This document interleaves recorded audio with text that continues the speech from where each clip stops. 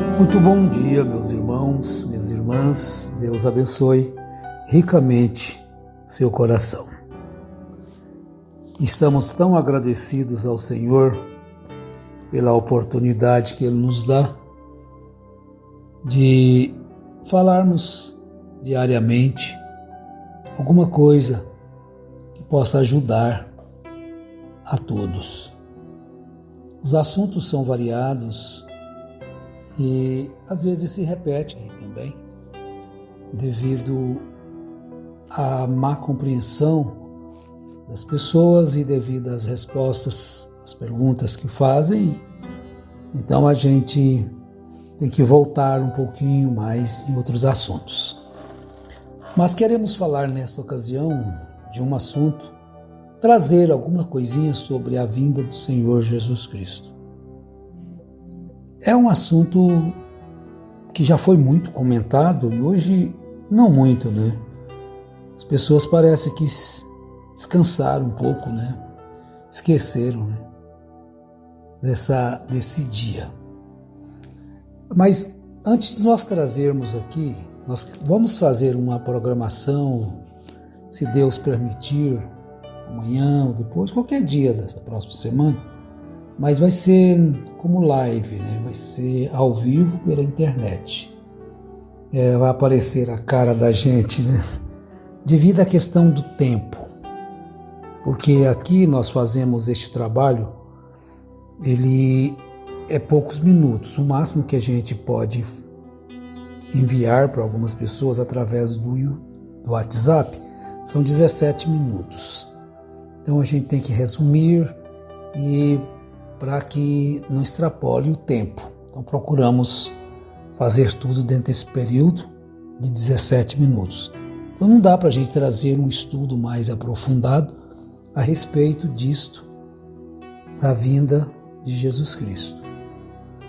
Mas na abertura então desta programação eu quero trazer duas escrituras para depois trazer algumas profecias que não se cumpriram, porque às vezes você pensa que foi só o William Branham, a gente pensa que profetizou, marcou data para Jesus voltar. Não, o William Branham já foi agora no século XX e no século XXI já tem outros aí marcando datas para Jesus voltar. Isso acontece desde o princípio, né?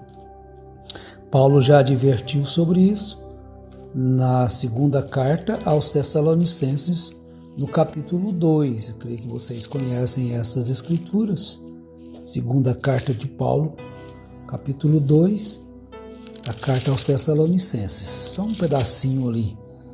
Ele diz assim, ó, segunda carta aos Tessalonicenses, capítulo 2.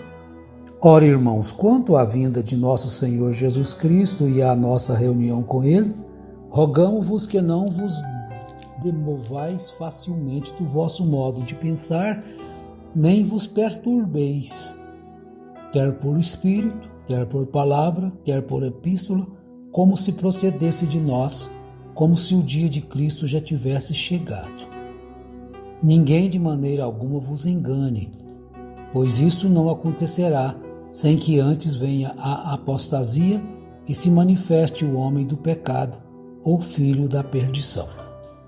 Então não vai acontecer antes da tribulação, a vinda de Jesus. Mas o que compete a nós, já que Jesus disse em Mateus capítulo 24, no verso 36, ele faz uma exortação sobre a vigilância. Porém, a respeito daquele dia e hora, ninguém sabe, nem os anjos do céu, nem o Filho, mas unicamente o Pai. Então vejam que todos estes que se acharam capazes de marcarem data da volta de Jesus pela inspiração, como diziam eles, inspiração de Deus, não estavam inspirados por Deus, não.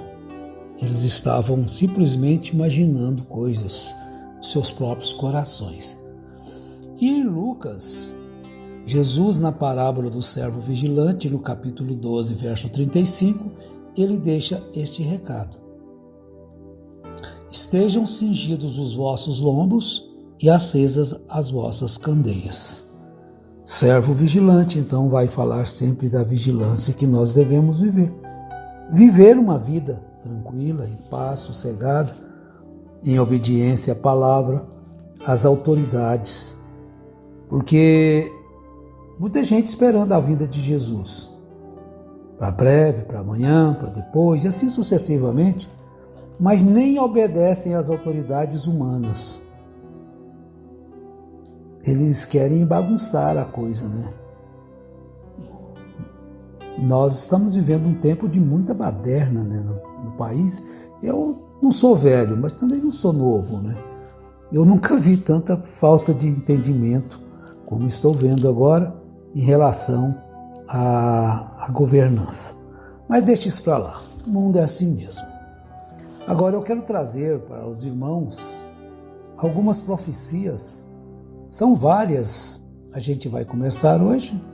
Não sei se que dia que a gente conclui. Eu quero ver se eu consigo trazer para vocês 10 profecias que já falharam. Essas profecias do fim do mundo, com data marcada, é um fenômeno assim meio costumeiro, né? Já está muito manjada essas coisas.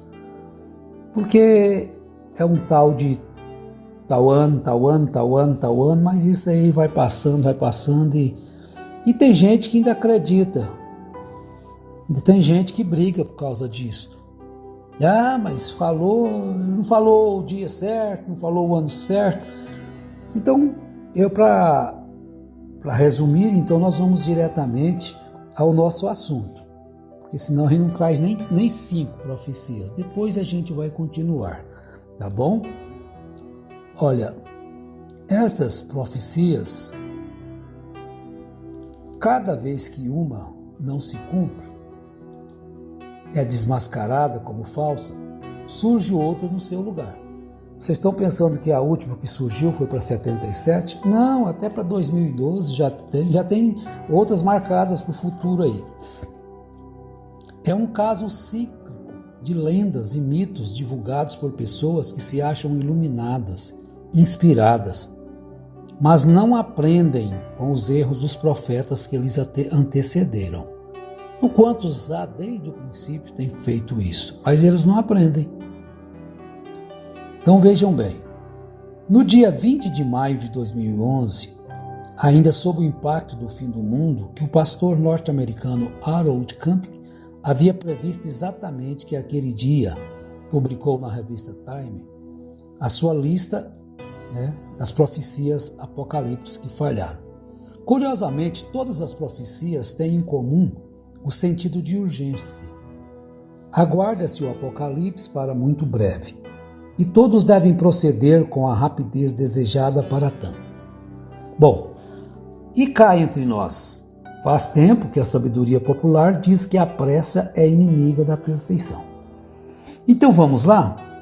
A nossa primeira de hoje é a profecia chamada de os Milleritas, né? William Miller, que é o primeiro fundador da Igreja Adventista. Os Milleritas, eles tomaram esse nome em função de terem seguido o pastor William Miller, a quem a revista Time chama de provavelmente o mais famoso falso profeta da história.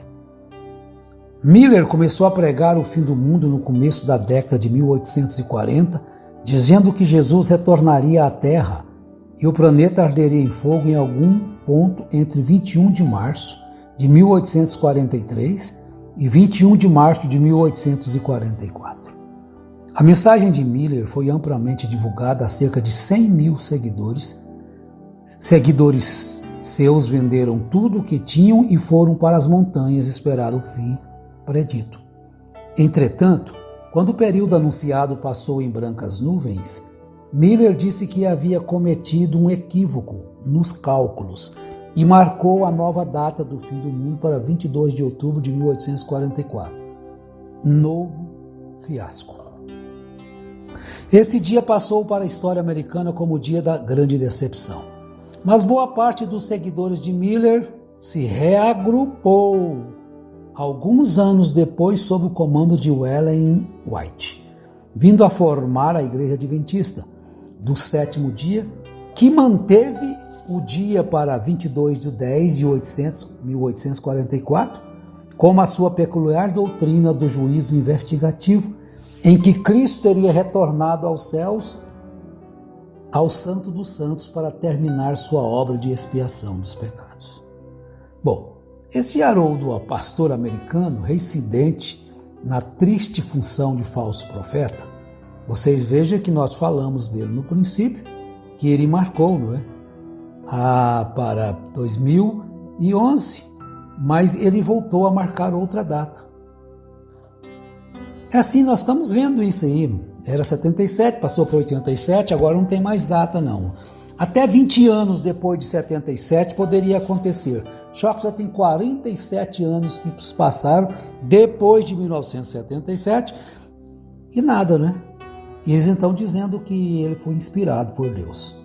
Fazer o quê? Não tem luz, revelação. A luz vem e eles rejeitam. Então este pastor americano, Harold Kemp, ele rescindiu na triste função de falso profeta. Em 1992, ele já havia previsto a segunda volta de Cristo e o fim do mundo para alguma data em meados de setembro de 94. Depois que sua profecia fracassou, ele disse que estava triste, mas isso não o incomodava nem um pouco. O segundo fracasso de 2011, entretanto, pareceu que convenceu o frustrado pastor futurólogo a aposentar sua bola de cristal. Está vendo?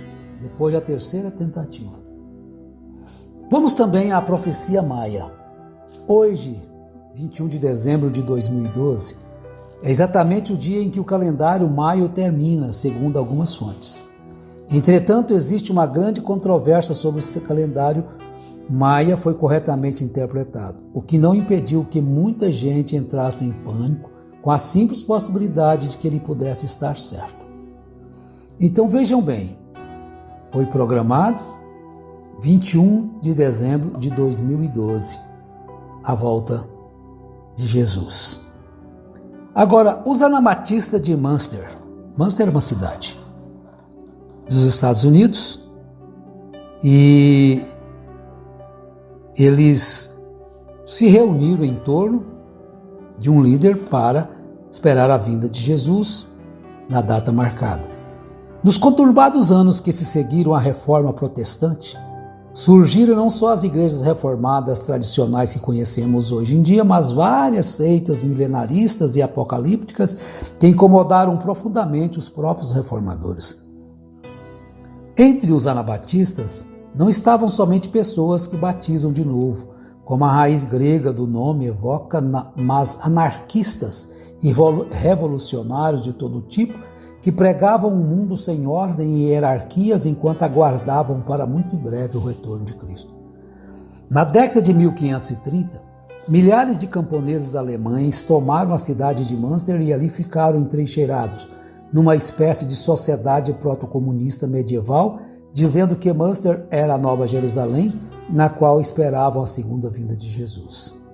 E entre eles estava o personagem Jan Bux Elson, um alfaiate de origem holandesa que se declarou o Messias dos últimos dias.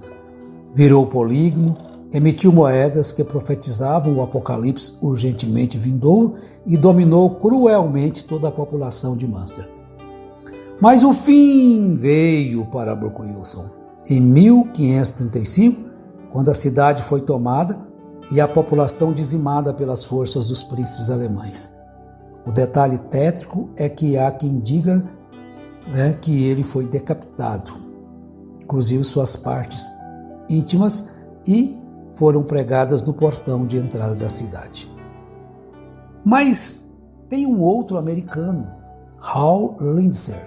É um pastor e escritor americano nascido em 1929, que ficou muito conhecido nos anos 1970 por seu livro best-seller, traduzido do inglês para o português, quer dizer, a agonia do grande profeta do grande planeta Terra. Foi publicado no Brasil pela editora Mundo Cristão. Lindsay foi um dos grandes expoentes do dispensacionalismo, corrente teológica que divide a história do mundo em eras, ou dispensacionalismo, dispensações, melhor dizendo, dos desígnios de Deus. Não é as eras que vocês já conhecem. Éfeso, Esmirna, Pérgamo, Tiatira, Sardes, Filadélfia e Laodiceia. Isso é o dispensacionalismo. Quem falou para eles que essas eras, se isso é era, Mas criaram, Bom, então ele criou um livro. E no livro em questão, tomando como base, sobretudo, o retorno do povo judeu a Israel, algumas décadas antes predisse que o mundo terminaria alguma data pouco antes de 31 de dezembro de 1988. Agora, nas esteiras das previsões de Hal Lindsey, Edgar Weisnot publicou em 1988 o livro também, Razões pelas quais o arrebatamento acontecerá em 1988. Que como foi bom o fim do mundo. Vendeu o livro para valer.